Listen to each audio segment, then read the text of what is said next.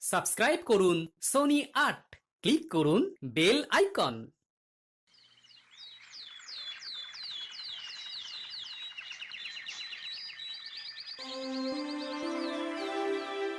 পণ্ডিত মশাই, এই শ্লোকটার অর্থ বুঝতে পারছি না। কোন শ্লোকটার কথা বলছিস?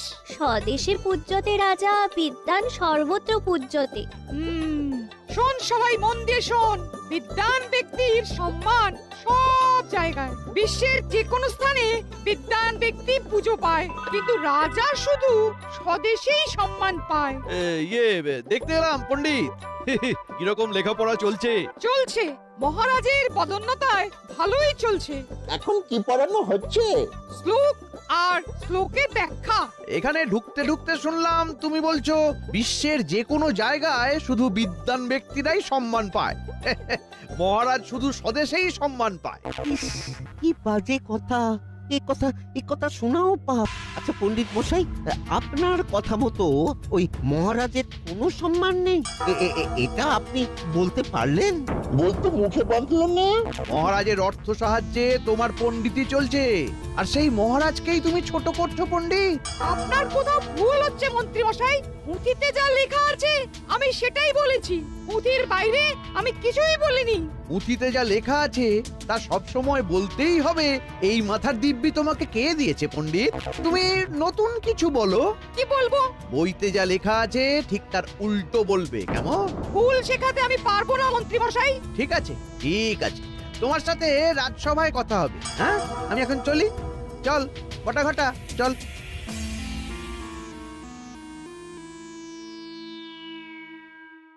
পুঁথিতে যা লেখা আছে তা সত্যি, ভুল শিখবি না, ভুল জানবিও না।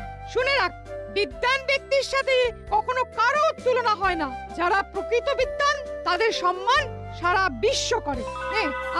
আজ এই পর্যন্ত, ঠিক আছে?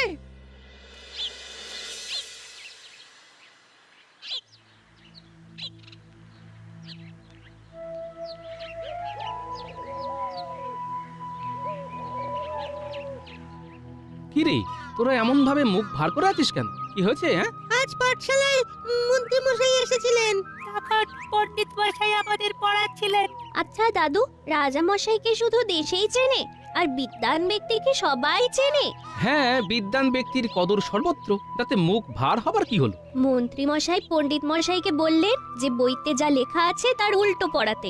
বুঝলাম, তার মানে মন্ত্রী মশাই ওখানে গিয়ে পণ্ডিত মশাইকে হুমকি দিয়ে এসেছেন। তোরা কিছু চিন্তা করিস না, ও আমি দেখে নিচ্ছি। ও গোপাল দাদু, এবারে আমাদের পাঠশালায় সরস্বতী পুজো হবে তো? হবে না মানে? হতেই হবে। তোরা যা, শান্তি মনে ঘরে গিয়ে পণ্ডিত মশাই যা বলেছেন সেটা হবার চেষ্টা কর, দেখবি মা সরস্বতীর কৃপা পাবি। চলি রে।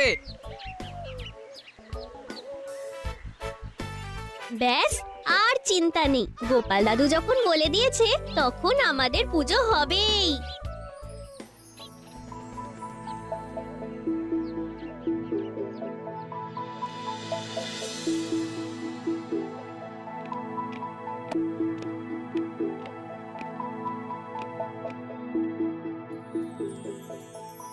মন্ত্রী, আজকে সভা শুরু করো।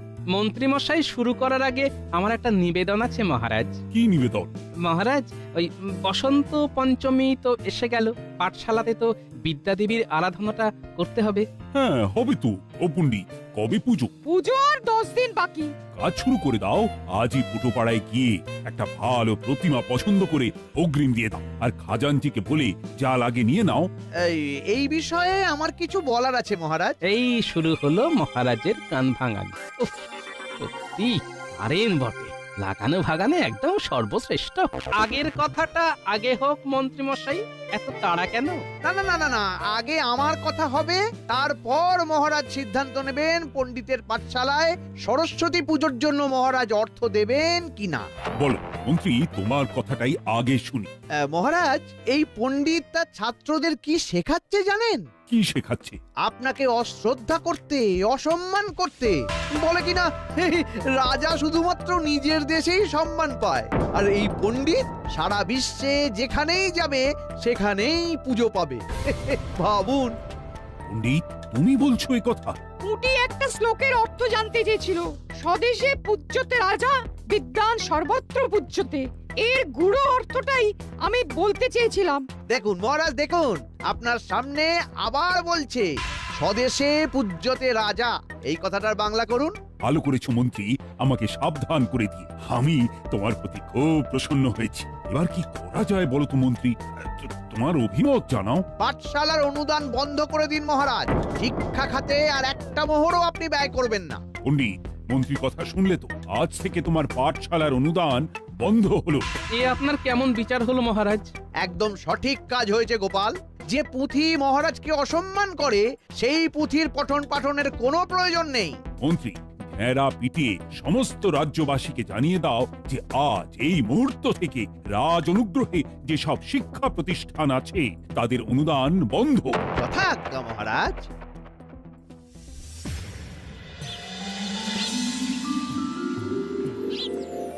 কি থেকে কি হলো? শিক্ষা নেই, তাই এই রাজ্যে বিদ্যা দেবীও নয়। তাহলে আমরা আছি কেন? আমাদেরও এক্ষুনি চলে যাওয়া উচিত। চলে যাওয়া মানে তো হেরে যাওয়া। আমি হেরে যাব না।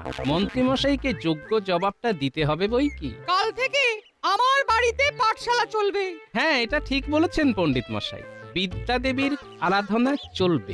শুনুন শুনুন শুনুন, মহারাজ ঘোষণা করেছেন যে আজ থেকে সমস্ত শিক্ষা প্রতিষ্ঠানের ওপর থেকে অনুদান তুলে নেওয়া হলো। মহারাজ পাঠশালা বা অন্য যে কোনো শিক্ষা প্রতিষ্ঠানে সরস্বতী পুজো করবেন না। শুনুন। ঠিক আছে মন্ত্রীমশাই, আপনি ডালে ডালে গেলে আমি যাই পাতায় পাতায়। আর আপনি পাতায় পাতায় গেলে আমার যাত্রা চালক শিরায় শিরা। তাহলে এই বিদ্যা আর অবিদ্যার লড়াই শুরু। জয় আমাদের হবেই। জয় আমাদের পেতেই হবে। বিদ্যা মন্দিরে বিদ্যা দেবীকে পুনরায় প্রতিষ্ঠা করবই করব। পণ্ডিত মশাই, এবারের পুজো আপনার বাড়িতেই হবে। আর পোটোর সবচেয়ে বড় প্রতিমাকেই আমরা পুজো করব। চলো সবাই। কোথায় যাব গোপাল? ফিরবে কি আর কপাল? এখন যাব পোটোর কাছে প্রতিমার বায়না দিতে। মূর্তি কেনার অর্থ কোথায় গোপাল? বায়না করার মতো অর্থ আমার কাছে আছে পণ্ডিত মশাই। বাকি সব মায়ের উপর ছাড়লাম। মা যদি চান তার পুজো হবে, না চাইলে তো আমরা কিচ্ছুটি করতে পারবো না। চলুন, বাকি খেলা কাল রাজসভায় হবে।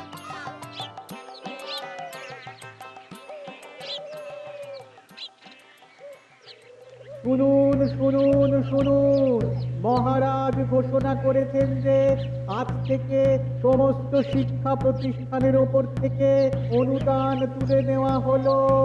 মহারাজ পাঠশালা বা অন্য যে কোনো শিক্ষা প্রতিষ্ঠানে সরস্বতী পুজো করবেন না। শুনুন শুনুন শুনুন। হ্যাঁ, যা চলে শিক্ষায় কোপ, এটা মহারাজের কেমনতর ব্যবহার। কাকা কি বলে গেল? অনেকগুলো কথা তো ঠিক বুঝতে পারলাম না। কোন কথাটা বুঝলি না মা ফুটি? শিক্ষা প্রতিষ্ঠানের উপর থেকে অনুদান তুলে নেওয়া হলো, বাকি কথাগুলো বুঝেছি। মহারাজ আর কোনো পাঠশালায় অর্থ সাহায্য করবেন না। তার মানে আমাদের পাঠশালায় এবার সরস্বতীর পূজা হবে না। কিন্তু গোপাল দাদু তো কথা দিয়েছে যে আমাদের পুজো হবেই। গোপাল দাদু যখন বলেছে তখন পুজো হবেই হবে। আমাদের গোপাল হয়কে নয় করতে জানে আর নয়কে হয় করাতে জানে। ও যখন বলেছে পাঠশালাতে পুজো হবে, তখন হবে। ও তোরা নিশ্চিন্তে থাক।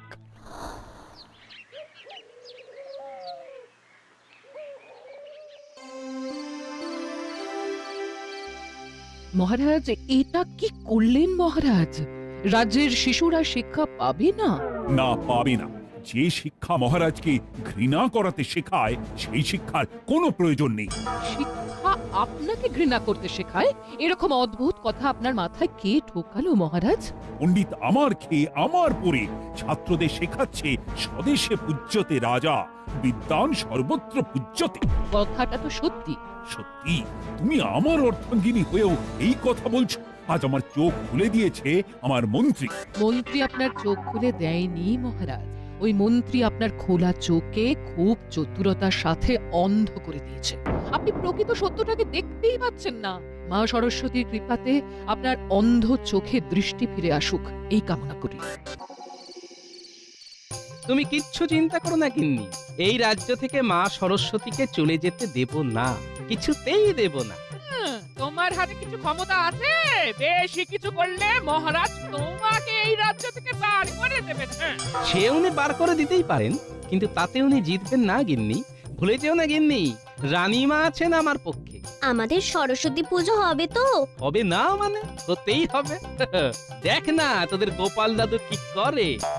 কিছু বুদ্ধি এসেছে না গো? মা সরস্বতী তো আর কৃপা করলো না, তাই বিদ্বান হতে পারলাম না। কিন্তু তিনি একেবারে নিরাশ করেননি, বুঝলে। বুদ্ধি কিছু দিয়েছেন ঘটে, সেই বুদ্ধির জোরে কিছু একটা তো করবই গিন্নি। যাক, তাহলে পুজো হবে। হবে মানে? তোদের প্রতিমার বায়না দেওয়া পর্যন্ত হয়ে গেছে। আর ভোগ পাত পেরে খাওয়া, সেটাও হবে। আমি এবারে ভোগ রাঁধবো। দেখো দেখো, আবার ভোগ রাঁধতে গিয়ে পুড়িয়ে ফেলো না গো। যে রাঁধে সে যে চুলও বাঁধে, সেটা আবার প্রমাণ হবে গিন্নি।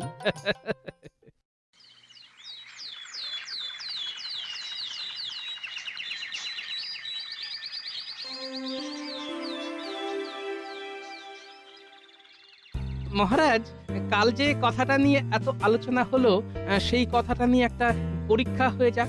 কি পরীক্ষা? কি পরীক্ষা সেটা বলার আগে একটা আর্জি আছে মহারাজ। বলে ফেলো। সবটা শুনে কিন্তু রেগে গেলে হবে না, সবটা সহজভাবে নিতে হবে। নেব। মহারাজ, আপনার রাজসভায় আপনার ছত্রছায়া থেকে আমার কিছু পরিচিতি হয়েছে।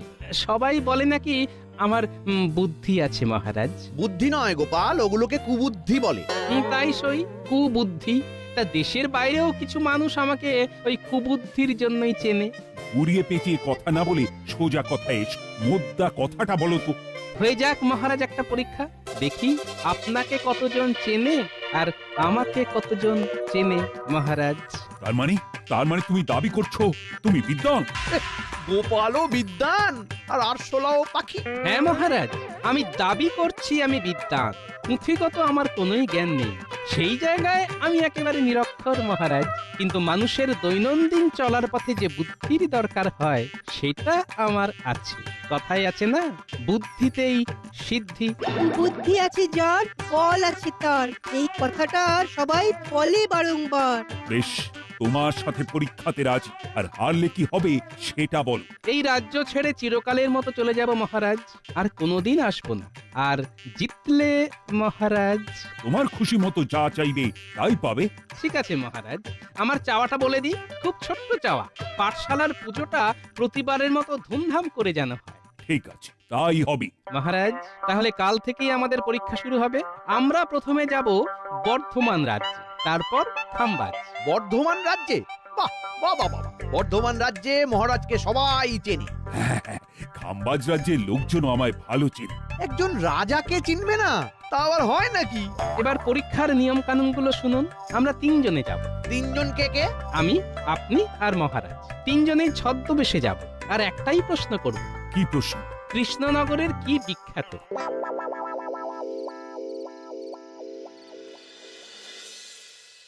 কাল কত সকালে বেরোবে? যত সকাল সকাল হয় গিন্নি। তুমি নিশ্চিত জিতবে? হ্যাঁ গিন্নি, জিতবই জিতবো। এই জেতাটা কৃষ্ণনগরের জন্য খুব জরুরি, বুঝলে।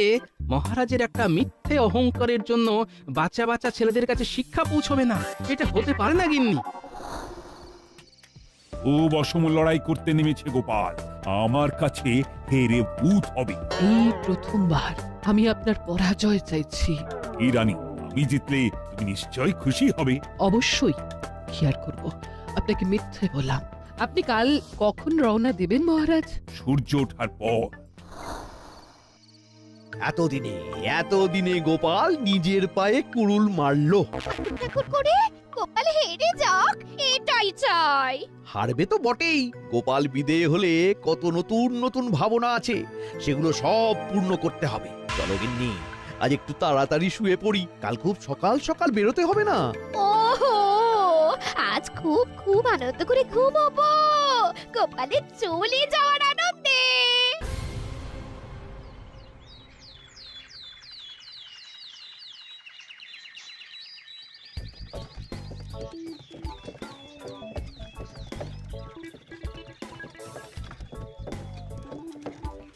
মহারাজ একটা কথা বলবো? বল।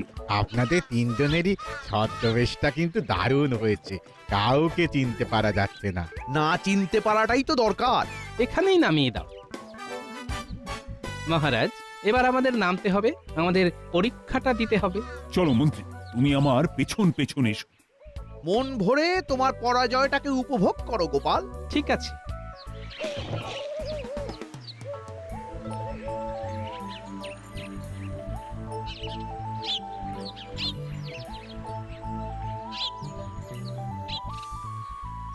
ও ভাই, একটা কথা জিজ্ঞাসা করব। করুন না, কি জিজ্ঞাসা করবেন করুন। তুমি কৃষ্ণনগরের নাম শুনেছো? শুনবো না, খুব ভালো রাজ্য। কিসে ভালো? মানে কৃষ্ণনগর নামটা শুনলে কি মনে হয়? কিসের কথা মনে পড়ে? চরভাজা আর মাটির পুতুল আর কৃষ্ণচন্দ্র রায়। কি ঠিক বলেছি? এইটা আবার কে? মানে কৃষ্ণনগরের রাজা। ও রাজা টাজার নাম জানি না, চিনি না। আমি তো গোপাল ভাঁড়ের নামটা বলতে যাচ্ছিলাম। এই কৃষ্ণনগরের প্রজারা কত ভাগ্যবান, তারা গোপাল ভাঁড়কে দেখতে পায়। আমরা শুধু নাম শুনেই গেলাম। ব্যাস, প্রথমেই মন্ত্রী মশাই কাবু। আমার কষ্ট হচ্ছে শুধু মহারাজের জন্য। তোমরা গোপাল ভাঁড়কে দেখেছো? আমরা একদিন কৃষ্ণনগরে যাব শুধুমাত্র গোপাল ভাঁড়কে একটু কাছ থেকে দেখতে। শুনেছি ওনার কত বুদ্ধি। এইরকম একজন বুদ্ধিমান মানুষ যদি আমাদের এই বর্ধমানে থাকতো। এই, এখান থেকে চলো তো। খেলাটা বেশ জমেছে। ওখানে কি যে হচ্ছে কিচ্ছু বুঝতে পারছি না। আমার মনে হচ্ছে আমাদের গোপালই জিতছে। তাই যেন হয়। চলো পোটো পাড়ায়, আমাদের কাজ আমরা করি। হ্যাঁ, গোপাল একটা দায়িত্ব দিয়ে গেছে, এটা আমাদের পালন করতেই হবে। মনটা খুব ভালো লাগছে বুঝলি। আরে আমারও সকালবেলা একটা স্বপ্ন দেখে ঘুম ভেঙেছে। ভোরের স্বপ্ন কিন্তু সত্যি হয়। কি দেখলি? কি দেখলাম? দেখলাম কি ওই পণ্ডিত মশাইয়ের বাড়িতে সরস্বতী পুজো হচ্ছে। গোপাল দাদু ভোগ রাঁধছে, মহারাজা রানীমা এসে আমাদের সাথে ভোগ খাচ্ছেন। গোপাল দাদু ঠিক জিতে ফিরবে, আমার মন বলছে।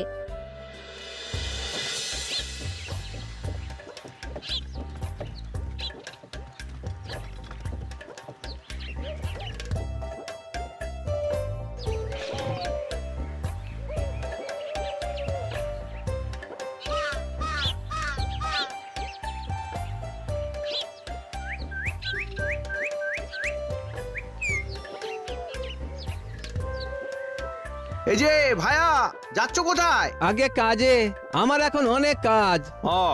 আমরাও কাজে এসেছি, আমাদেরও অনেক কাজ। দেখে তো মনে হচ্ছে না। তুমি এরকম বিটকেল গলায় হাসলে কেন? না হাসার কি আছে?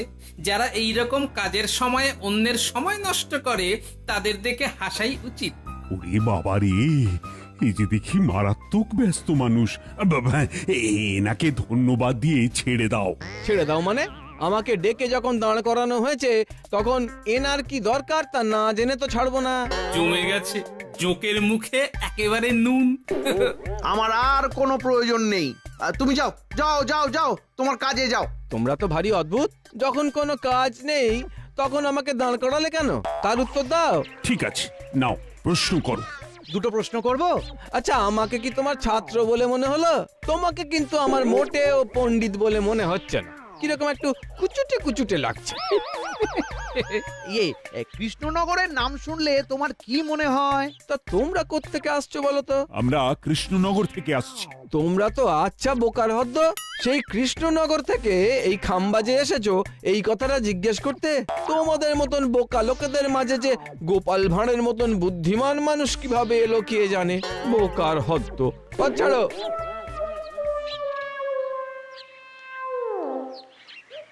ফিরে চলো, আমি আমার উত্তর পেয়ে গেছি। কি উত্তর পেলেন মহারাজ? দেশে পূজ্যতে রাজা আর বিদ্বান সর্বত্র পূজ্যতে।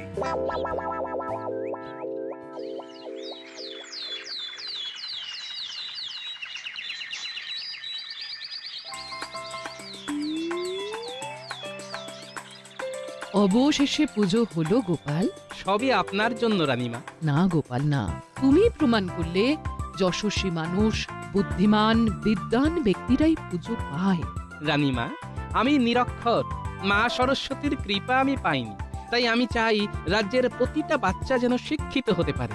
মহারাজকে হারিয়ে আমি খুশি হইনি রানীমা। কিন্তু মহারাজের পরাজয়টার প্রয়োজন ছিল। ওং ওইং সরস্বত্যই নমঃ। মহাপূজার পুষ্পাঞ্জলি সমাপ্ত। নাও নাও, সবাই মায়ের কাছে প্রার্থনা করো। মা, আমাকে জ্ঞান দাও, ভক্তি দাও, অবিদ্যা দূর করো, আমায় মানুষ করো। মা, আমাদের জ্ঞান দাও, ভক্তি দাও, অবিদ্যা দূর করো। ও মা, মা গো, আমাকে সত্যিকারের জ্ঞান দাও। আমি তোমাকে অনেক অনেক অপমান করেছি পণ্ডিত। আমি তোমাকে অনেক ভুল কথা বলেছি, ক্ষমা করে দিও। একদম সঠিক কথাই পুঁথিতে লেখা আছে পণ্ডিত। আজই দেবীর কাছে প্রতিজ্ঞা করছি, বিদ্যা মন্দিরে এই বিদ্যা দেবীকেই স্থাপন করব। ওং নমঃ